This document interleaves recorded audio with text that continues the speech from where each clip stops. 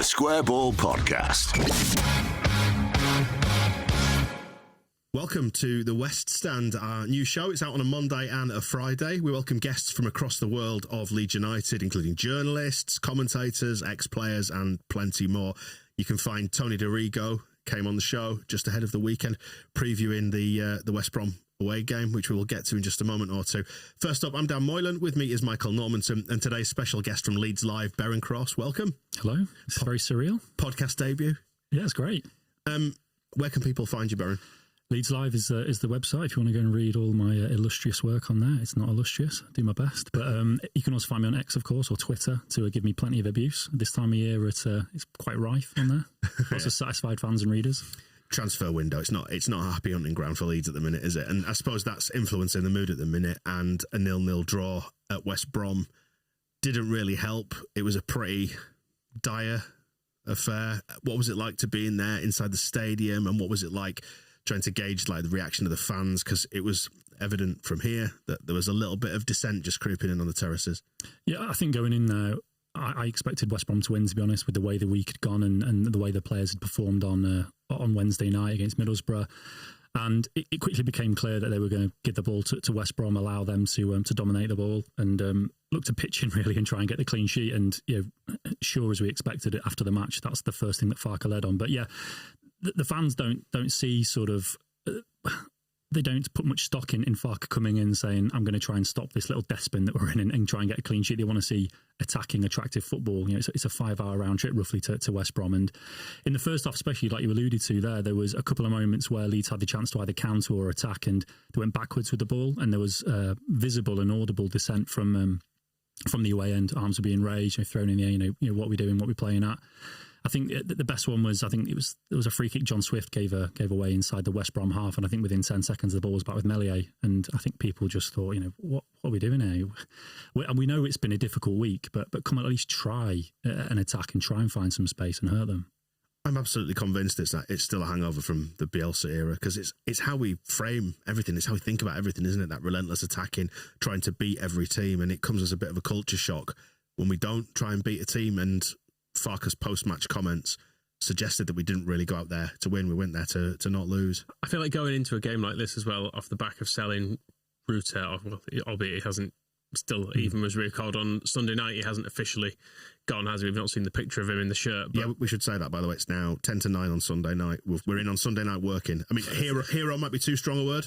Well, or have we just had enough of the families this weekend? Just thought, let's get out on a Sunday. But sorry, go on anyway. But yeah, I think the level of patience people have lost over this week following the defeat and Ruter leaving, and then seeing Pirro at 10 as the replacement for him essentially, and seeing how badly that has worked again.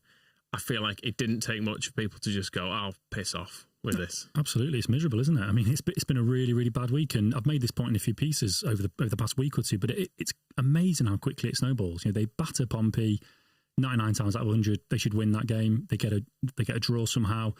Make 8 changes against Borough. With hindsight, we now know that their heads have been sort of scrambled by Ruter and the impending departure. So they put in a shocking performance on Wednesday night. And you go into Saturday and unfortunately you get a really, really tough away game. I think we all know in isolation, a draw away at the Hawthorns 0-0 isn't dreadful, but it's the context, isn't it? It's what it's followed. And I think ultimately just some transfers and maybe not playing at Pirro at 10 again would be a good start moving forward on Friday. What did you make of Farke's justification in the press conference then for playing Pirro at 10 and saying he's basically earned his chance? He's sat behind Georgie and being patient. Does that still make him the best man for that job though? Because from where I'm sitting, it doesn't, and you could see it in his performance as well. It's not his natural home being a playmaker. Surely he needs to be further forward, and do we need to build a system around him maybe a bit? Yeah, I put that to him and said, why are you playing Joel there? We've had 12 months of evidence now. Everybody will remember the 13-minute answer he gave when we asked him why he kept playing Ruter in 9 at Pirro at 10. I was on the end of that one, which was nice. But he's gone back to it again, and I just thought, I put it to him, we don't know for sure how Brendan or Joe Rothwell would do in this system at 10, but at least there's an unknown quantity to explore there. We know what we're getting with Pirro. We knew what we're going to get on Saturday. And again, it didn't work. And I think afterwards, I felt almost a bit sorry for him. It's almost not, it's not doing him any favours at all in that particular system. It's not suiting him. Yes, he can be a second striker, but not in that system when he's so isolated and his first touch was off, his passing was off, even his shooting, the one thing that he's supposed to be good at. I think the one effort I remember in the first half went about 10 yards wide. So it definitely adds to the frustration. And I think if he plays him again on Friday there and they get a negative result, then there's going to be no patience. He is putting him back in the firing line there, isn't he? In terms of being in the firing line, Farke himself has come under a certain amount of social media pressure, forum pressure, people asking questions about the style. Do you sense from being in the room with him that he's feeling any of that pressure? No, he carries himself really well and really confidently. He's not arrogant at all. I don't get arrogance from him. I think he's very complimentary. If he feels that Leeds deserve to be beaten, he'll congratulate the opponent. The first thing he says. So if he's feeling the pressure, it's not coming across. I still think he has immense confidence in his ability. You know, he's won the division twice, gets 90 points last year, regardless of the context around that and how people feel about getting 90 points. He still sees that as a degree of success in some way and backing himself. So no, I don't think it's coming across publicly, at least. So what do Leeds need to do now besides sign some players? Because it's not a happy camp. Do we need a win? Some players? What needs to happen?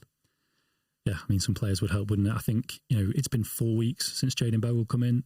I know Farke said they're picky, and I know they want to wait to make sure they get the best possible players, but I think 4 weeks just feels a little bit extreme when we know he's wanted a central midfielder and a fullback for that. I mean, he spoke to Graham and I over in Germany about needing a central midfielder and a fullback, and 4 weeks on and there's nobody in through the door. Yes, Somerville and Ruter have gone a little bit later, but we're led to believe these people have come into this transfer window prepared with short lists ready to go. So what is it? It's less than 2 weeks now till the window closes. If you don't get anybody in before Sheffield Wednesday, you're then looking at a pretty intense final week to get 4 players. I mean, Farke is on the record for the second time over the weekend saying he wants 4 players in. He set the benchmark. So yeah, sign some players and don't play Pirro at 10 would be a start Friday. Was that a message to the board then, you think? Quite possibly. I think he definitely has the authority to speak directly to people like Parag and say, this is what I want, this is what you brought me in here for. So I'm sure he's saying privately, maybe in stronger terms, what we need to do. He has faith in Nick Hammond and Greta Steinson and what they're doing behind the scenes with the recruitment department. So clearly we're not party to their conversations, but publicly at least he's made it clear, and the fans now have got a benchmark by which to judge what the recruitment department now does. And it does all feel, as you benchmarked it, Michael, didn't you, actually, at the weekend, where we're sort of judging the state of mind, the optimism, on Michael's optimism scale. And you said you were right back 12 months ago, Birmingham away. That was on the match ball. And it does feel the same, doesn't it? The squad feels incomplete to this extent where you say, if we finished the season with the squad we currently have, we're not getting promoted. I would say almost certainly could scrape the playoffs, but possibly not even that.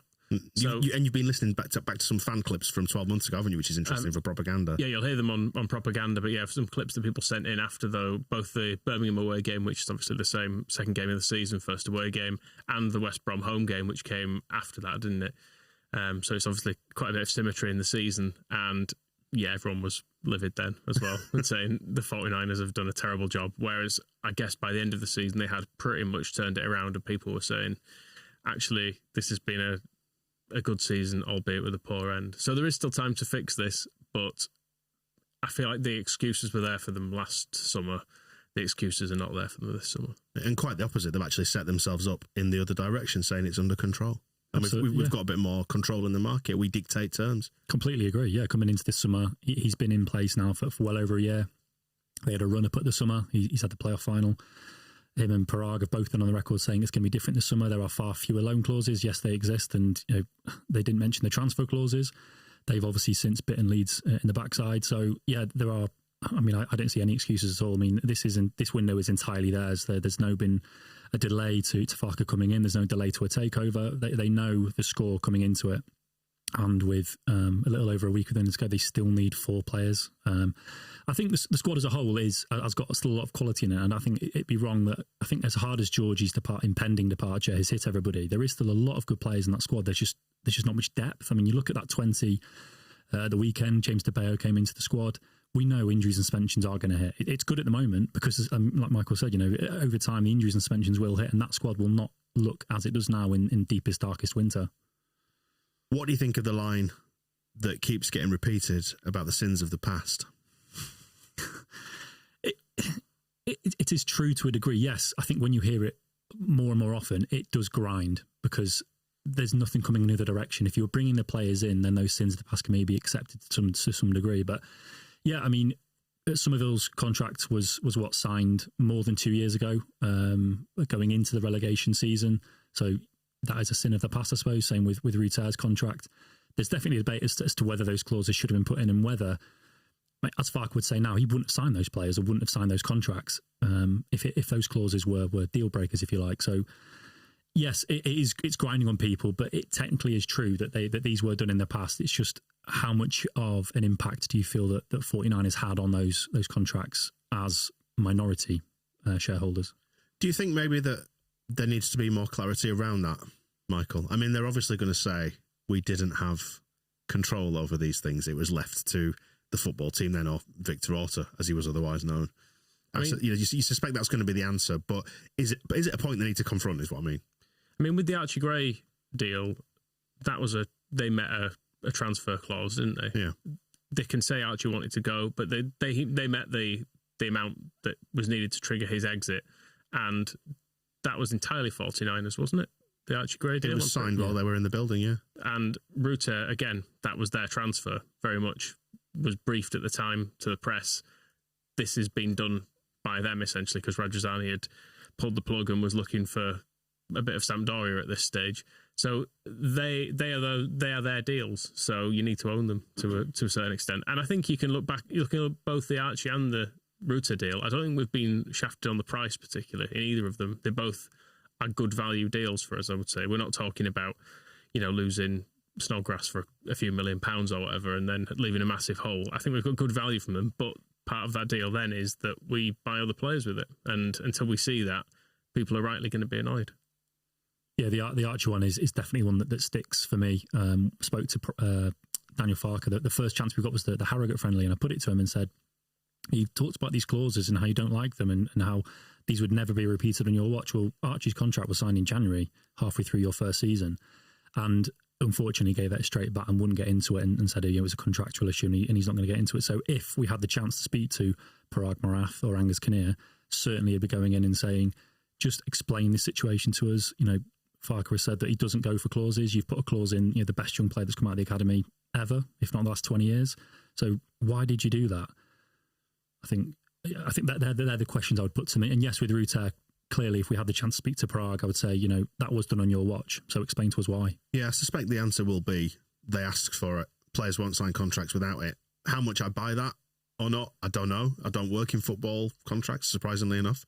I suspect that's what the answer will be. I suppose it's just about its narrative and how it's unfolded across this window and the attempt straight off the back of the Southampton defeat to try and control it and say that we've got this season. There won't be a repeat of last year. And actually, like you said, we feel exactly like we felt 12 months ago. And as we know, we need to say there is plenty of time still to turn it around.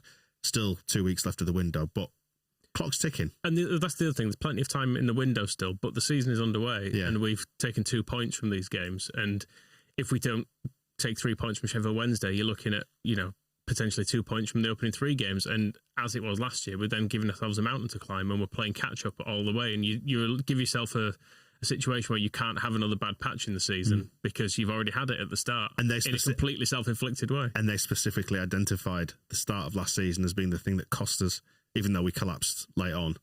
But they specifically pointed that out, didn't they? If we start the season well, we can collapse late on and be fine with it. Yeah. I look forward to it. If there are an additional 6 points in the bank, though, you can have that end of season slump and the pressure of getting over the line, and you can overcome it because you've got a cushion there. As Ipswich did when they had quite a long run of not winning any games, didn't they? It was something like 8 games they went without winning. But it just happened that we also stopped winning at that point. That's the thing. This season was supposed to be different, wasn't it? This was supposed to be the different August. Leeds was supposed to be the team that was going into every match and winning it and building that lead that Leicester and Ipswich built last season, because they go through pre-season, absolutely walk it with 5 very, very convincing wins that improved by the week. And all of a sudden, like you say, you could Sheffield Wednesday, and if you draw or lose that game, you're looking at 2 or 3 points from the opening 9. It's not a good start. I will say it's dangerous to draw conclusions early on in seasons, isn't it? No, but do it anyway. All right, I will. Well, at Sheffield United going 2 up yesterday, there was a bit of me went, Saturday, whenever it was, there was a bit of me went, oh, well, they're brilliant then. They're gonna win the league. Well, Burnley are up.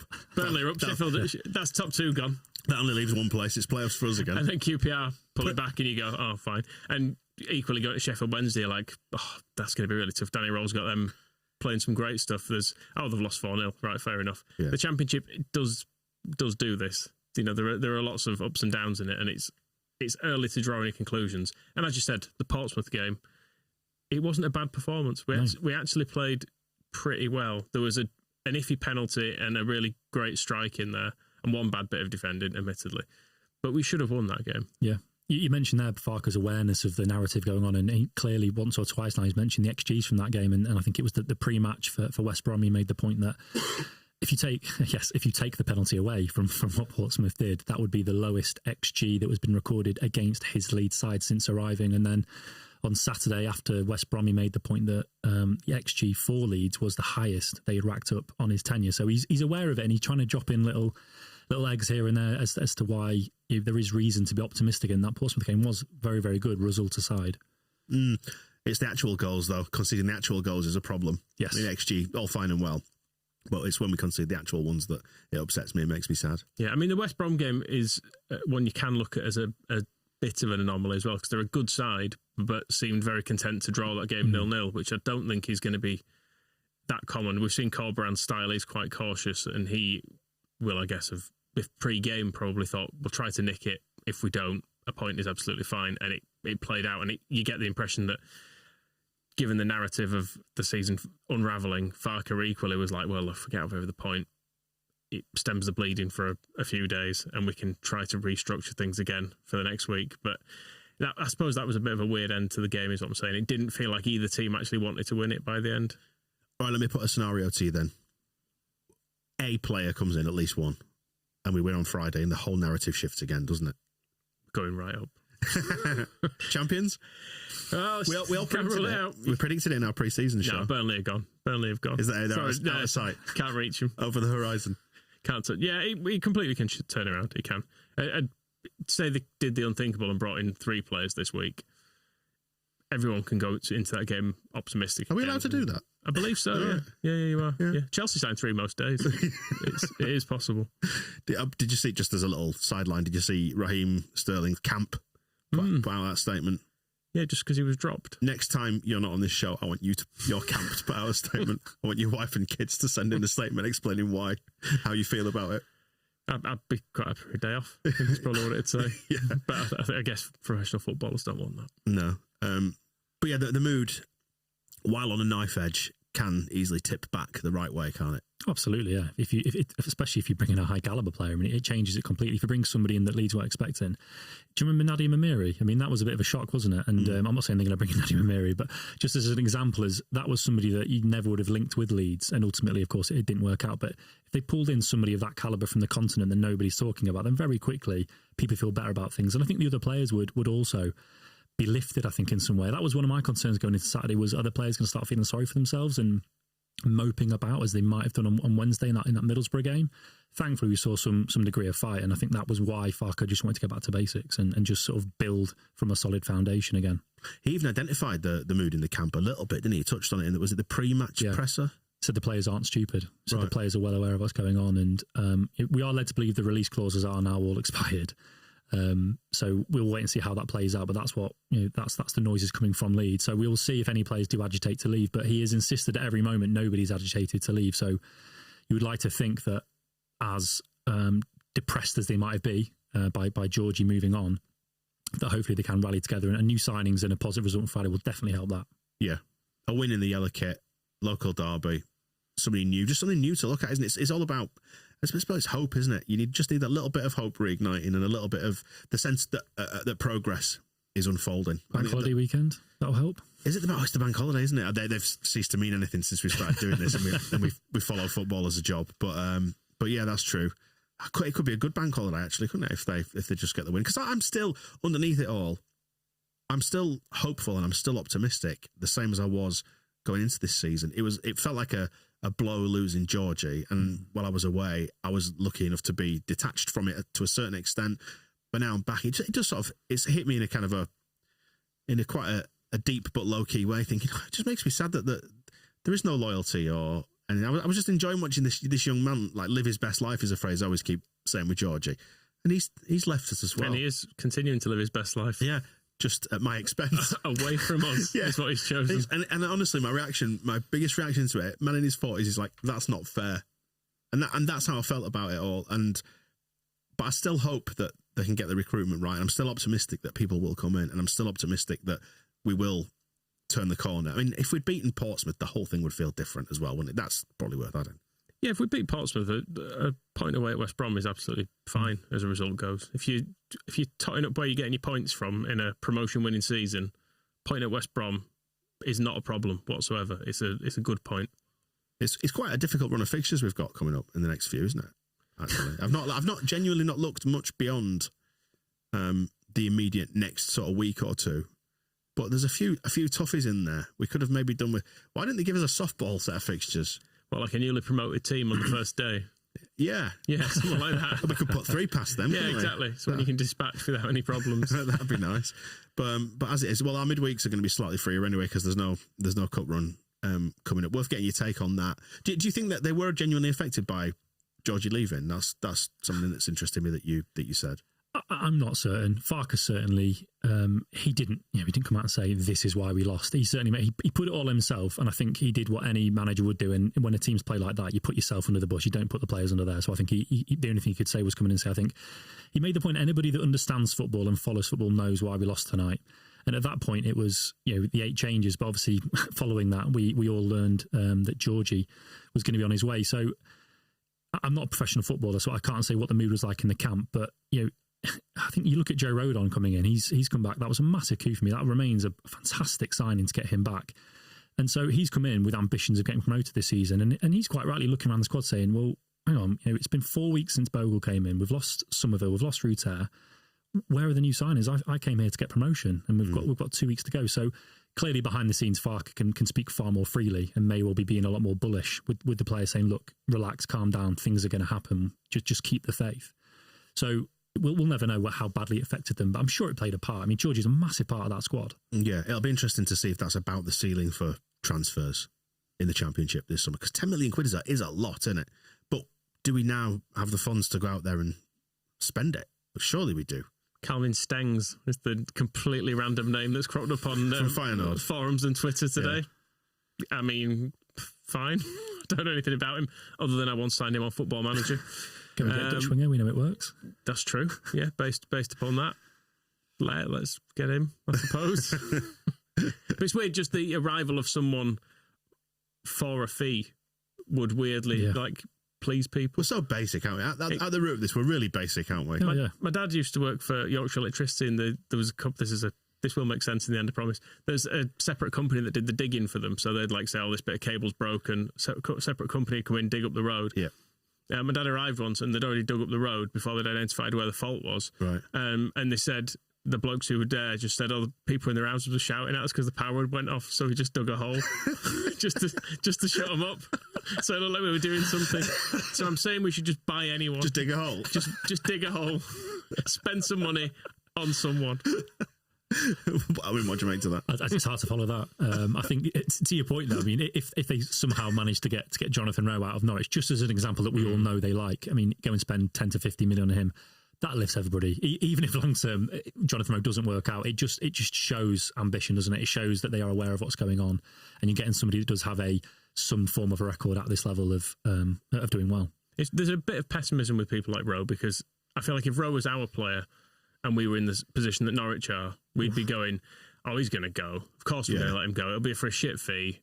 It's going to be a disaster as this. Whereas because we're the ones trying to buy him, we're going, we're not going to get him. But it's Nonto Sinistera, isn't it? I mean, this is what Nonto and Sinistera did last summer, and we all know how that played out, especially with Sinistera. Yeah, what do you think of the part of the market that the pond that they're fishing in?